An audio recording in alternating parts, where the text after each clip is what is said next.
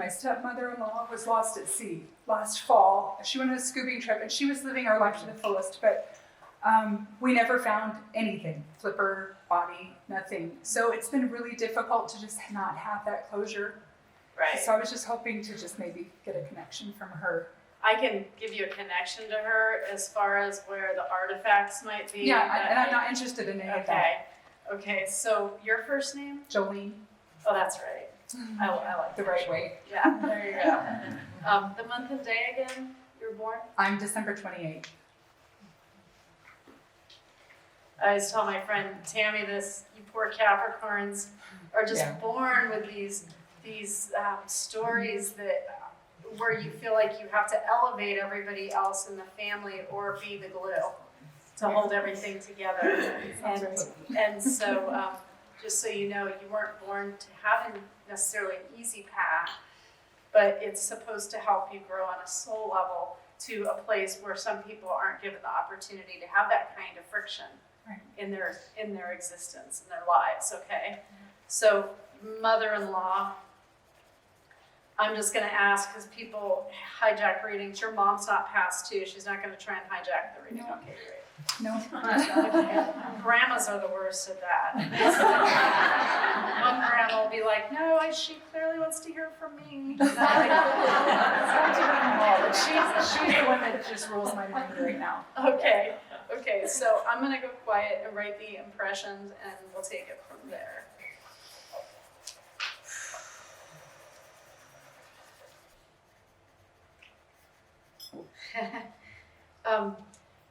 She's a very cool mother-in-law. I mean, I see why she's missed.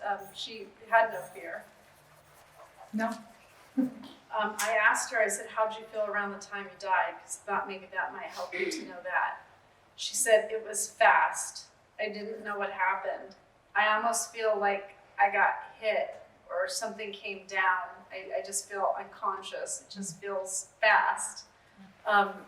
This is important to her for you not to think she was there for days trying to survive. It wasn't a situation like that for her.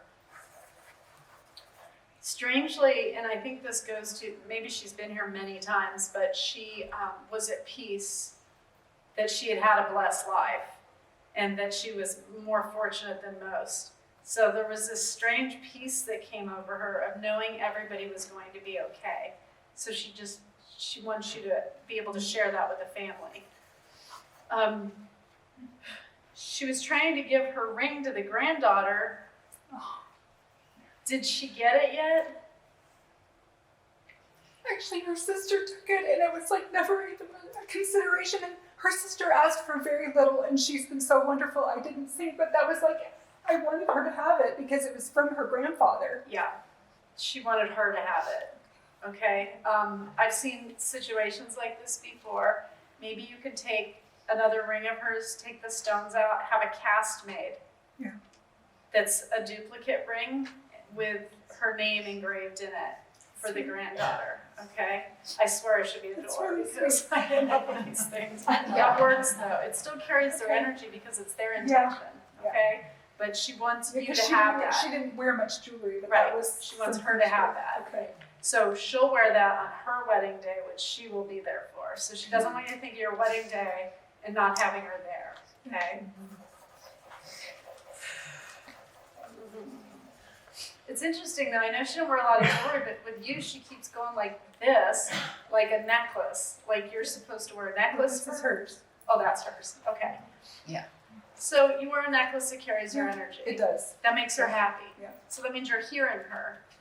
That's how they communicate. When you get an urge to do something for someone who died that's an overwhelming urge, that's how they communicate. That's their language. Right. And if we can learn how to speak that, you can learn how to talk to them all the time. Mm-hmm. So she's talking to you. She's telling you she's okay. But the living, we get stuck in the physical. Mm-hmm. It's just who we are. I'm guilty of it too sometimes. She loved her life. She says she was loved, she was celebrated, she loves the holidays, she overdoes everything, which I love. She's over the top. Christmas time, she wants an ornament for her. She keeps talking about her ornament. Okay. She doesn't want you to be afraid of the water. She doesn't want that to stop because nobody else is going to have that happen. Yeah. She's got a sense of humor though. She says she had to have an interesting finale.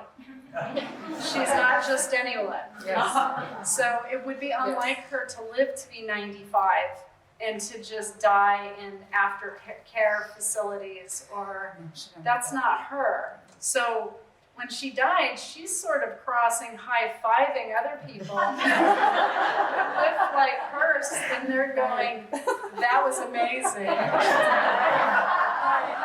So I want you to think of her that way. Okay, that's pretty extraordinary. If you take a picture of her at 22, and you're going to see the number 22 coming up everywhere, that's what she looks like now. So She said she had nice legs. She's beautiful. Yeah. So I feel like the early 20s was, there was something about her that everybody wanted to talk to her. She just had that light. Yeah. But she's looking at the granddaughter again. She's very connected to you. She's around you all the time, but I'm sure you know that. You're almost a spark of her. Even though you're afraid to let that part out sometimes, she's like, work on that. And then as you go through life, one thing she wants you to remember is that you are always loved and that you're special. And she doesn't want you to listen to people that say otherwise. She says you're easily hurt. She says, be more like her, channel her. Okay? Hurt us? Yes. Yeah. So you tell them where to go, okay? Be like grandma, channel grandma. Also, she's showing being around her mother figures. She's clipping roses, and she wants to plant a garden with you so that you have a place to spend and talk to her. So this is something you're going to do to connect with her, but she also shows you writing a book. So there's something about your grandmother's death that you honor her. So it's very special.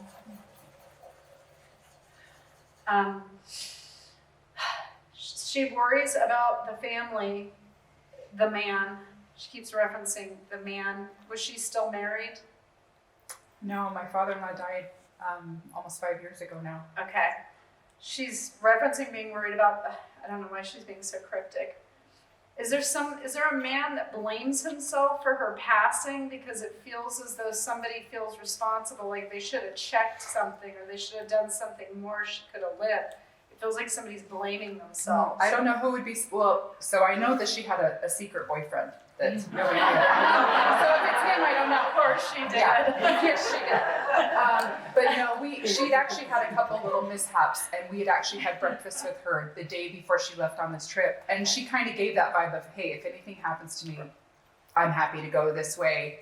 There were lots of things she said that at least gave, some sense of, okay, but just the way it happened was awful. But I don't know that anybody particularly feels.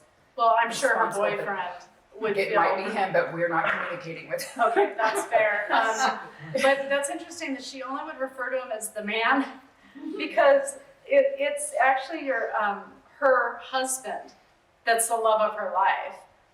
He's still the love of her life, just so you know. I can see that. The man, as she calls him, feels like he was a substitute, like he was like filling in second string. He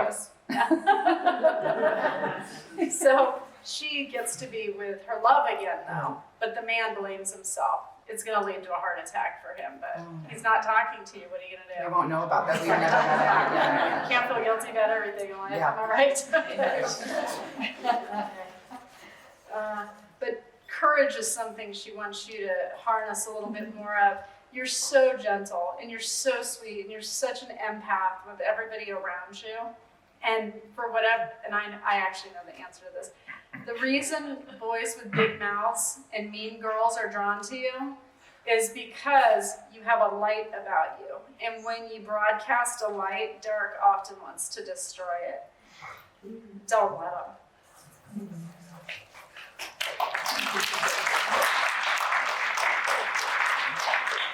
That's what she wants you to remember moving forward, because you're better than them all, okay? So you'll get the ring made for her, and you'll move forward with your mother-in-law. She actually sees you as a daughter, not a daughter-in-law. So she's just saying, forget that whole thing. Okay. You're really the daughter that she wanted. And I, she's actually my stepmother-in-law. She never had children, but she always made me feel that way. right, She was you're a the huge daughter she advocate, wanted. yeah. Okay, so that's a compliment to you. awesome. Okay, so I'm gonna break my connection with her and send her with you. She loves you. Yeah. Can we show them something?